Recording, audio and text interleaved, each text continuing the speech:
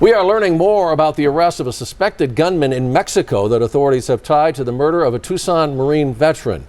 One of the gunmen now indicted for murder. So the victim's family, as you can imagine, feeling a step closer to justice because of this. And News 4 Tucson's chief investigative reporter, Nylander, goes in depth live from the Mexican consulate, with the latest on this. Yeah, well, it's a start, Monica. The family of Nicholas Douglas Quetz tell me they're feeling some comfort knowing that at least some of the people allegedly responsible for his murder will face justice. But that is justice they still want to see served on U.S. soil, and this really is just the first step in many things, many changes they want to see along the U.S.-Mexico border. This tonight is our first look at Francisco Federico. He's one of two gunmen arrested by Mexican authorities tied to the shooting. The Attorney General's office in the state of Sonora, Mexico, announced this week that he has been indicted for the murder of Nicholas and attempted murder of two other unnamed victims that are Mexican nationals, according to Nicholas's family, that were traveling with him.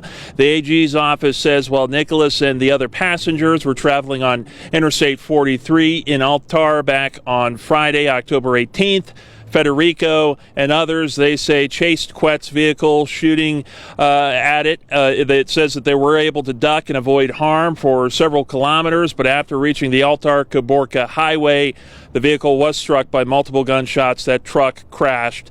That's when they say the gunman shot and killed Nicholas. His brother-in-law, Phil Sweet, today, speaking on behalf of the entire family, says that they had a meeting with the FBI Monday, which confirmed for them that these arrests have been made, gave them assurances about Mexico's, but could give little else in terms of details to protect the integrity of that investigation. This arrest now bringing some hope for the bigger changes they want to see.